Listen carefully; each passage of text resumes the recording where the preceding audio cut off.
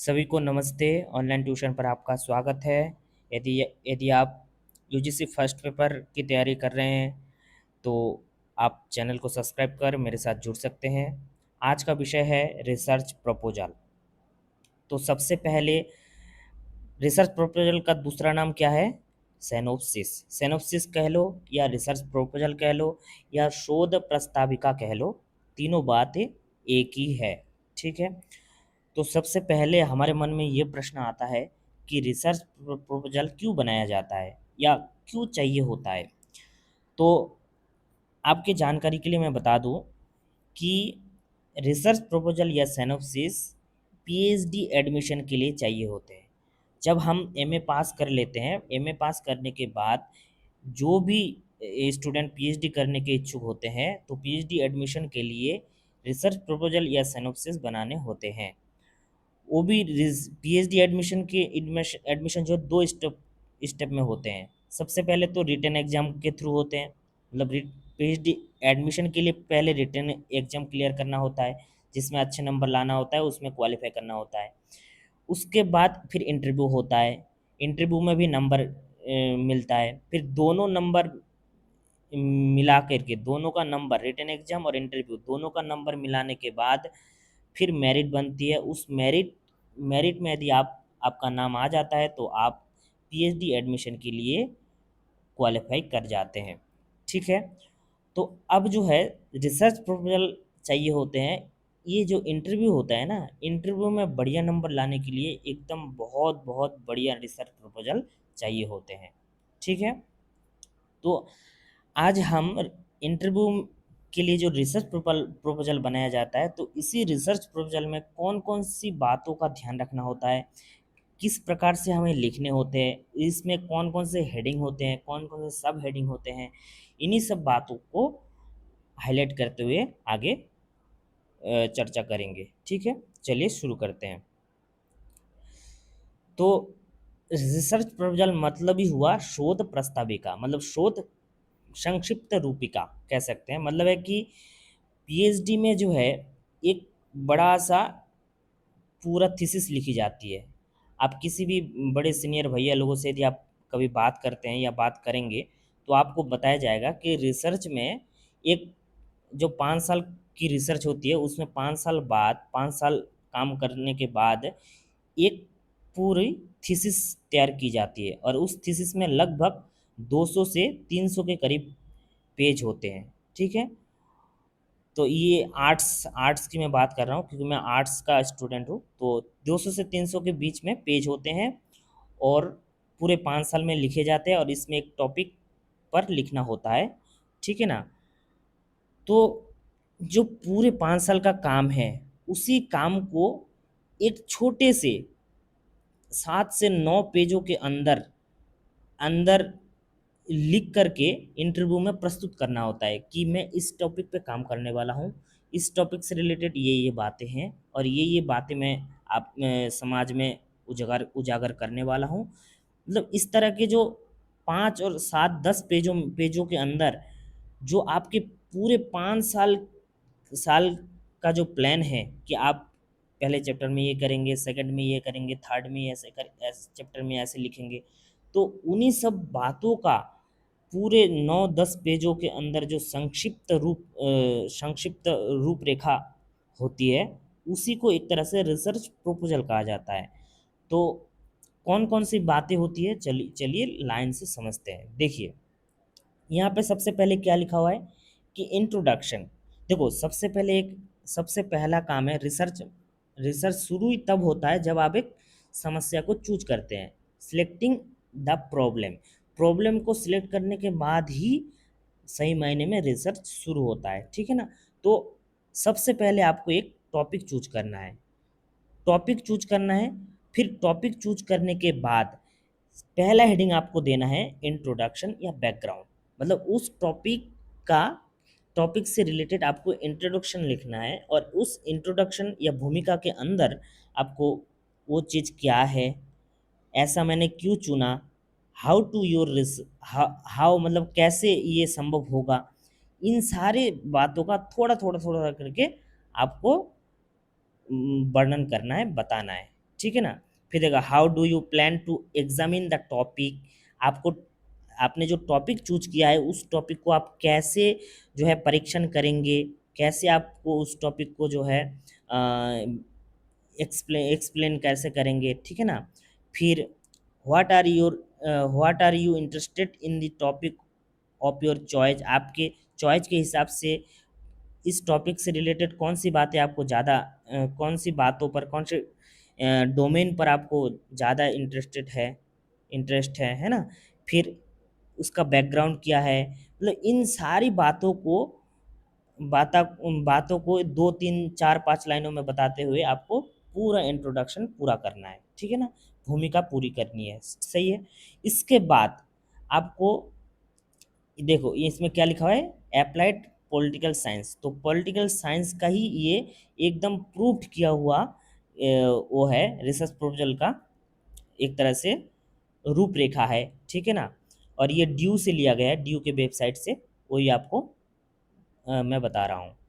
चलिए दूसरे नंबर पे है review of the literature and identification of literature gap, ठीक है ना। आपको आपने जो भी टॉपिक चुना है, मान लीजिए फिलहाल एक टॉपिक ले लेते हैं जैसे कौटिल्य अर्थशास्त्र, ऐसे ही ऐसे तो बहुत सारा रिसर्च हो चुका है यहाँ इस पे, फिर भी आपको समझाने के लिए टॉपिक ले लेते हैं कौटिल्य अर्थशास्त्र। क्या लिया, अर्थशास्त्र।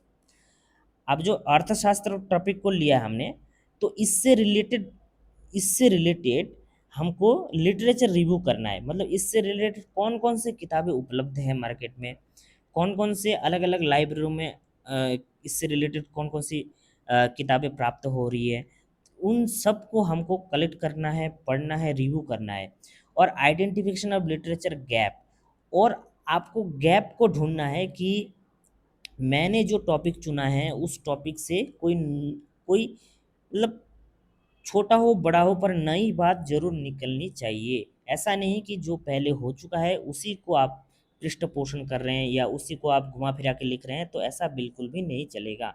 आपको गैप को खोजना है और उसको ढूंढना है कि ये चीज़ जो है मतलब अभी सोसाइटी के लिए नया है और उसी को मैं निकालने वाला हूँ, मतलब मेहनत करके लिटरेचर लिटरेचर वगैरह पढ़ के इसी को सॉल्व करने वाला हूँ, ठीक है। तो इस तरह से हुआ। फिर तीसरे नंबर पे डेफिनेशन एंड रेशनल और स्कोप ऑफ स्टडी, इसमें क्या होता है कि क्या कौन कौन से डोमेन है, मतलब कौन कौन से क्षेत्र हैं जिस पे आप स्टडी करने वाले हैं इससे रिलेटेड, ठीक है ना।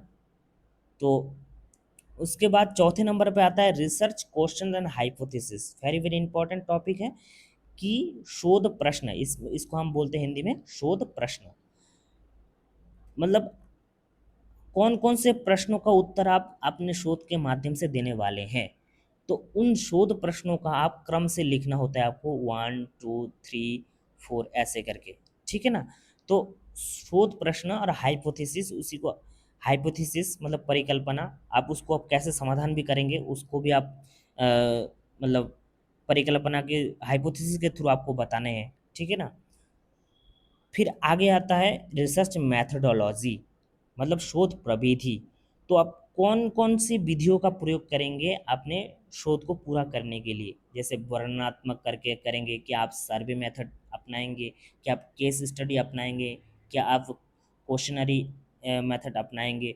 तो ऐसे अलग अलग जितने भी रिसर्च के मेथड है उनमें से आप कौन कौन से मेथड इस अपने रिसर्च कार्य में अपनाएंगे, उन्हीं उसी बातों को यहाँ पे रिसर्च मैथडोलॉजी के अंतर्गत लिखना होता है। चलिए इसके आगे है टेंटेटिव चैप्टराइजेशन, बिल्कुल आपको अपने टॉपिक का पूरे टॉपिक को जो है पूरे 5 मतलब पीएचडी में कम से कम 5 चैप्टर होने होते हैं, और उसके ऊपर आप कितने भी चैप्टर बना लीजिए, 6 बना लीजिए, 7 बना लीजिए, 8 बना लीजिए, है ना। तो इस तरह से कम से कम आपको 5 चैप्टर बनाने होते ही होते हैं, और उसमें से भी पहला चैप्टर आपको इंट्रोडक्शन का रखना होता है। तो आपको जो है संभावित चैप्टराइजेशन करना है, आपको अध्याय विभाजन करना है कि मैं पहले चैप्टर में जो है ये रखने वाला हूँ, दूसरे चैप्टर में ये विषय रखने वाला हूँ, तीसरे में ऐसे रखने वाला हूँ, चौथे में ऐसा रखने वाला हूँ, ऐसे करके आपको लास्ट में पाँचवें में ऐसा फिर कंक्लूजन में जाना है कि लास्ट में कंक्लूजन मेरा निष्कर्ष इस तरह से होगा। उसके बाद लास्ट में रेफरेंस, जिसको हम बिब्लियोग्राफी भी कह सकते हैं, उसमें क्या होता है कि आपने रिसर्च में शुरू से लेकर लास्ट तक जितने भी बातें लिखे हैं, लिखी गई है, जितने भी आपने कोटेशन डाले हैं, जहाँ जहाँ से आपने कुछ जो है डेटा ले रखा है, उन सभी चीज़ों को आपको लाइन से 1 2 3 करके आपको जो है उसका उल्लेख करना होता है कि मैंने इस किताब के इतने नंबर अमुक पेज से ये डेटा मैंने लिया है, ठीक है ना। उसमें आप आर्टिकल को भी लिख सकते हैं, बुक भी आपको लिखने पड़ेंगे, चैप्टर, यदि किसी बुक के चैप्टर से लिए हैं तो उससे उसमें से भी आपको लिखने पड़ेंगे, एडिटेड वॉल्यूम्स के चैप्टर से आप लिए हैं तो उसका भी आपको उल्लेख करना पड़ेगा। आपने न्यूज़पेपर आर्टिकल से कोई बात उठाई है तो उस बात न्यूज़पेपर आर्टिकल का भी आपको उल्लेख करना पड़ेगा, ठीक है ना। फिर किसी गवर्नमेंट या नॉन गवर्नमेंट के पब्लिकेशन से आपने कोई चीज़ ली है, ठीक है, अपने रिसर्च को पूरा करने के लिए, तो उस चीज़ को भी आपको बताने पड़ेंगे, ठीक है ना। फिर ऐसे ही इंटरनेट के डॉक्यूमेंट का आपने प्रयोग किया है आपने रिसर्च में, तो उस डॉक्यूमेंट का भी आपको लिंक सहित सब कुछ बताने, मतलब लिंक सहित लाइन से उसमें लिखने पड़ेंगे रेफरेंस के अंदर लास्ट में, ठीक है, बिब्लियोग्राफी के अंतर्गत। ठीक है, अब जो है मैंने पॉलिटिकल साइंस का बोल दिया है। अब आगे हम जो है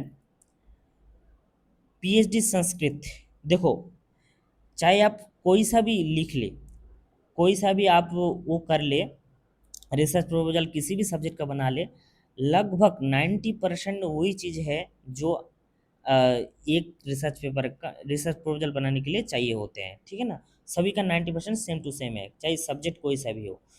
आप संस्कृत में पीएचडी जो करने करेंगे उनका रूपरेखा या प्रपोजल कैसे बनेंगे उसका भी आप देख सकते हैं। सबसे पहले भूमिका, इंट्रोडक्शन, अनुसंधान क्षेत्र, डोमेन है, उससे रिलेटेड कौन कौन से क्षेत्र निकलते हैं वो सारा कुछ इसमें बताने होंगे। उद्देश्य क्या है, आपने जो टॉपिक चुना है, ठीक है, उस टॉपिक का क्या उद्देश्य है, मतलब वो टॉपिक क्यों जरूरी है आज के सोसाइटी में, ये आपको बताने पड़ेंगे 1 2 3 4 करके। फिर उस शोध विषय का क्या महत्व है, ऐसा तो नहीं कि आपने शोध विषय चुना उसका कोई महत्व ही ना हो, तो ऐसा ऐसा भी नहीं होना चाहिए, तो उसका भी महत्व आपको बताने पड़ेंगे। उसके बाद ये देखो सर्वेक्षण, वेरी वेरी इंपॉर्टेंट टॉपिक है, मतलब ये करने होते हैं वहाँ पे, तो ऐसे मुझे दिखा नहीं, पर जो आर्ट्स और ह्यूमैनिटीज़ के सब्जेक्ट है उसमें सभी में ये करने होंगे। सर्वेक्षण में क्या होता है, सर्वेक्षण में ये आता है, मान लीजिए कि आपने अर्थशास्त्र का टॉपिक लिया, ठीक है ना, इसी से मैं समझाता हूँ। अपने अर्थशास्त्र का टॉपिक लिया, आप सर्वेक्षण में क्या करेंगे आप, कि इससे रिलेटेड मान लो कि राम ने कुछ काम किया हुआ है, फिर मोहन ने कुछ काम किया हुआ है, ठीक है ना। आज आप काम करने वाले हैं, तो आप राम ने अर्थशास्त्र को, पूरा अर्थशास्त्र को नहीं लिया, उसने केवल अर्थ शब्द को ही लिया है, तो वो चीज़ आप बताएंगे कि राम नामक किसी व्यक्ति ने अमुक सन में, साल में अर्थ शब्द को लेकर के रिसर्च किया, लेकिन उससे अलग, उससे अलग मेरा शोध है, क्योंकि मैंने अर्थशास्त्र को पूरी पुस्तक को लिया हुआ है, ठीक है ना। तो ये पहला हुआ आपके शोध से रिलेटेड पहला समय सर्वेक्षण। दूसरा सर्वेक्षण करेंगे, फिर आपको मोहन मिल गया, मोहन ने भी क्या क्या शास्त्र की अ, राजनीतिक विशिष्टता, मतलब है कि पॉलिटिकल कैरेक्टराइजेशन इस पर किया है, तो उसको भी आप उल्लेख करेंगे कि उन्होंने जो है पॉलिटिक दृष्टि को लेकर के, अर्थशास्त्र की पॉलिटिकल महत्व को लेकर के किया हुआ है, लेकिन मैंने अर्थशास्त्र का सर्वांगीण महत्व को मुझे अपने रिसर्च के थ्रू करना है, तो इसीलिए मेरा रिसर्च उस मोहन के रिसर्च से भिन्न है या अलग है, ठीक है ना। तो ये दूसरे नंबर का सर्वेक्षण हुआ। ऐसे तीसरे नंबर का सर्वेक्षण होता है, मतलब जितने आपको मिलेंगे अलग अलग जगह पे ढूंढते हुए, उतने आपको यहाँ पे सर्वेक्षण में उल्लेख करना होता है, उससे रिलेटेड जो भी काम हुआ पड़ा है, ठीक है ना। अब आगे आता है शोध प्रविधि। शोध प्रविधि में वही है, कौन कौन सी आप विधियाँ अपनाएंगे अपने पूरे 5 साल में पूरे रिसर्च में आपको कौन कौन सी विधियाँ अपनाएंगे, तो उन विधियों को आपको लिखना है। फिर है प्रस्तावित कार्य योजना, ये तो ऐसे नहीं देने होते हैं। प्रस्तावित अध्याय विभाजन ये देने होते हैं। अध्याय विभाजन पहले में क्या रखेंगे, दूसरे में क्या, तीसरे में क्या, चौथे पाँचवें, तीसरे में क्या, चौथे में क्या, इस तरह से अपने टॉपिक का अध्याय विभाजन, संभावित अध्याय विभाजन आपको करने होंगे। लास्ट में संदर्भ ग्रंथ सूची, आपने पूरे रिसर्च को करने के लिए कौन कौन से ग्रंथों का उल्लेख, कौन कौन से ग्रंथों का सहायता ली है, कौन कौन से ग्रंथों के लाइन आपने उठाए हैं, सारा कुछ चीज़ें जो है, सभी ग्रंथों का नाम लाइन से आपको ऐसे करके लिखने होंगे संदर्भ ग्रंथ सूची के अंतर्गत। तो इस प्रकार से जब आप सारी चीज़ों का लाइन से वर्णन कर लेंगे, तो वो एक पूरी तरह से आपका रिसर्च प्रपोजल या सिनॉप्सिस बन जाता है। ठीक है ना। अब आपको और एक चीज़ बताते हैं, देख लीजिए, ये यहाँ पे लिखा हुआ है क्या कि ईस्ट एशियन स्टडी, ठीक है ना, east Asian study university of Delhi. तो इसका क्या है देख लीजिए, इसके अंतर्गत भी सेम चीज़ें वही है, चाहे कोई सा भी विषय है, मैंने बोल ही दिया था। पहले इंट्रोडक्शन दो बैकग्राउंड में, उसके बाद लिटरेचर रिव्यू करो, है ना। उसके बाद आपका स्टडी का क्या, अनुसंधान का क्षेत्र क्या है ना, डोमेन, स्कोप, ये सब बताने हैं। फिर रिसर्च प्रॉब्लम, क्वेश्चंस, हाइपोथेसिस, ये सब आपको लिखने हैं। उसके बाद मेथड्स, रिसर्च मेथड्स, फिर टेंटेटिव चैप्टराइजेशन, आपको चैप्टराइजेशन करना, लास्ट में बिब्लियोग्राफी। तो लगभग चाहे जितने भी अलग अलग सब्जेक्ट मैंने आप लोग सबको बताया, सभी विषयों में 90% जो है रिसर्च प्रपोजल सभी का एक जैसा ही है। मतलब है कि जो गिने चुने 6-7 बातें हैं, उन सभी बातों को ध्यान रख के कोई सा भी यदि आप रिसर्च प्रपोजल बनाते हैं, तो किसी भी सब्जेक्ट का आप बनाएं, जो 7-8 जो मेन मेन हेडिंग है, उन हेडिंग को अपनाएं और हेडिंग के बारे में लिखें। लिखते ही एक पूरा 100% फुल एंड फाइनल जो है रिसर्च प्रपोजल आपका बन जाता है। ठीक है ना। और रिसर्च प्रपोजल या रिसर्च थीसिस इत्यादि के बारे में आपको यदि विस्तार से जानना हो और देखना हो, तो आप इस वेबसाइट का विजिट कर सकते हैं, shodhganga.inflibnet.ac.in। इसके अंतर्गत जो है आपको सिनॉप्सिस कह लो और थीसिस कह लो, ठीक है ना, डिजर्टेशन कह लो, सब कुछ आपको एक ही जगह पर मिल जाएंगे। ठीक है ना। तो चलिए, आज की कक्षा यहीं तक, और अगली कक्षा में मिलेंगे। और यदि आपको वीडियो अच्छा लगा है, तो वीडियो को आप लाइक कीजिए, ज़्यादा से ज़्यादा दोस्तों को शेयर कीजिए, साथ ही साथ चैनल को भी अवश्य सब्सक्राइब कीजिए। चलिए, थैंक यू फॉर वॉचिंग।